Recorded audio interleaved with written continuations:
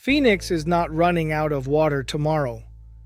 But not tomorrow is not the same as enough forever.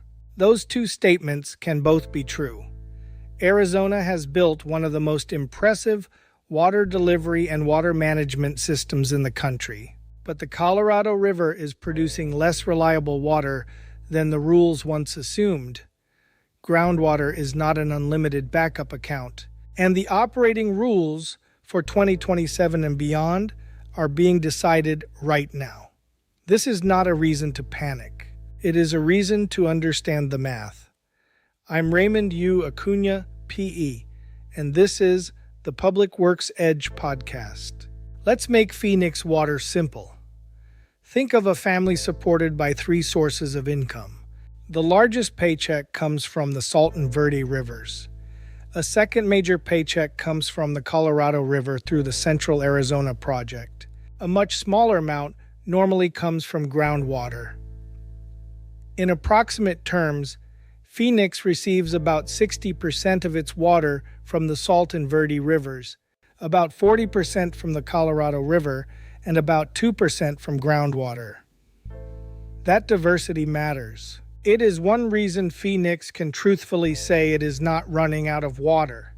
But having three sources does not mean every source is unlimited.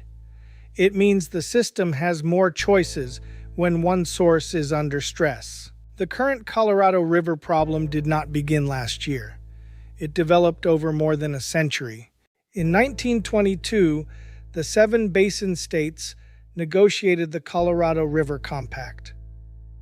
The river was divided into an upper basin and a lower basin, with each basin assigned 7.5 million acre-feet of water per year. An acre-foot is roughly enough water to cover a football field without the end zones, about 1 foot deep. The problem was not that earlier leaders ignored water. They were trying to build a growing West with the information they had.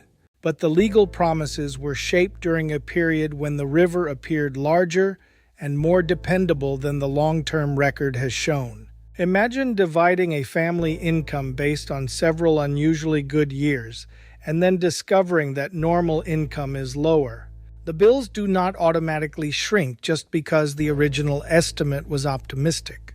In 1944, the United States agreed to deliver 1.5 million acre-feet annually to Mexico. Arizona also ratified the original compact that year after years of disagreement. In 1963, the United States Supreme Court clarified the lower basin shares. 4.4 million acre-feet for California, 2.8 million for Arizona, and 300,000 for Nevada. Arizona then faced a second problem. Most of its Colorado River water was on the western edge of the state, while much of its population and economy were growing in central and southern Arizona. The solution was the Central Arizona Project. Congress authorized it in 1968. Construction began in 1973 and took about 20 years. The system carries water approximately 336 miles through canals, tunnels, siphons, and pumping plants. It lifts Colorado River water nearly 3,000 feet uphill before delivering it toward Phoenix, Pinal County, Tucson, tribal communities, farms, and industries. That is an extraordinary public works achievement. But the compromise that helped make CAP possible also left much of central Arizona's Colorado River supply more exposed during severe shortages than some senior lower basin uses. In plain language, Arizona built a remarkable straw to reach the river, but its place in line still matters when the river shrinks. By the early 2000s, drought, warming temperatures, heavy demand, and declining runoff were reducing storage in Lake Powell and Lake Mead. Picture the river system as a bathtub. Mountain snowmelt is the faucet. Lake Powell and Lake Mead are the stored water in the tub. Cities, farms, tribal communities, industries, power systems, Ecosystems in Mexico all depend on water leaving that tub. When less water enters than leaves, the level falls. One wet winter can help, but one wet winter does not repair decades of imbalance. The federal government and basin partners adopted temporary operating rules in 2007. They added drought contingency measures in 2019. Then, beginning in 2023, the lower basin states and federal government developed additional short-term conservation agreements intended to keep at least 3 million acre-feet in the system through 2026. Those actions bought time. They did not create a permanent solution. For 2026, Lake Mead remains in a Tier 1 shortage condition. Arizona's required contribution is 512,000 acre-feet. About 18% of Arizona's 2.8 million acre-foot Colorado River apportionment. Here is an important distinction. That does not mean Phoenix lost 18% of all its water. It is a statewide Colorado River calculation. Phoenix has a diversified portfolio: senior salt and Verde River supplies, stored water, groundwater backup capacity, reclaimed water, conservation programs, and extensive treatment and distribution infrastructure. Phoenix is better prepared than many communities that depend almost entirely on the Central Arizona Project. But Phoenix is not isolated from the wider system. Colorado River reductions can still affect future supply choices, infrastructure costs, regional partnerships, development decisions, energy use, and customer rates. At the time of this recording, the 7 basin states have not reached a complete agreement on the rules that will replace the current operating framework. The Bureau of Reclamation released a draft environmental impact statement in January 2026, examining several possible approaches.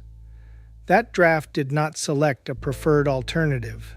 The states later missed a federal deadline for reaching consensus. On July 21st, the Interior Department announced that the final environmental impact statement was expected shortly. There are reports of substantial future reductions for Arizona, California, and Nevada, but a reported proposal is not the same as an adopted operating rule. Until the official federal documents are released and reviewed, exact future reductions should be described as proposed, not final. The disagreement is real. The upper basin states point to water they already do not receive during dry years. The lower basin states argue that every part of the system must accept measurable responsibility. Tribal nations are seeking an appropriate role in decisions affecting rights and communities that were not adequately represented when the original framework was created. Mexico is also part of the river system. There is no honest solution that pretends one group alone caused the problem or can solve it alone. Some people respond to Colorado River shortages by saying, then pump more groundwater. Groundwater is valuable. It is also not free water. Think of an aquifer as a savings account beneath the ground. Rainfall, stream flow, and managed recharge make deposits. Wells make withdrawals. If withdrawals repeatedly exceed deposits, the balance falls. Wells may need to be drilled deeper. Pumping costs can rise, land can subside, water quality can change, and neighboring wells can affect one another. The Arizona Department of Water Resources regional model for the Phoenix Active Management Area projects millions of acre-feet of unmet groundwater demand over a 100-year planning period under the modeled conditions. That does not mean Phoenix faucets are about to stop working. It means the model does not support the assumption that every proposed future development can rely on additional native groundwater indefinitely. Groundwater is part of the solution. Treating groundwater as endless is not. So what happens next? First, the federal government and 7 basin states need operating rules based on actual water, not paper promises. Those rules must use transparent accounting, measurable conservation, realistic hydrology, and clear correction points when conditions change. Tribal nations must have a meaningful role, not simply be consulted after the major decisions have been shaped. Arizona must continue defending its lawful interest while also preparing for less Colorado River water.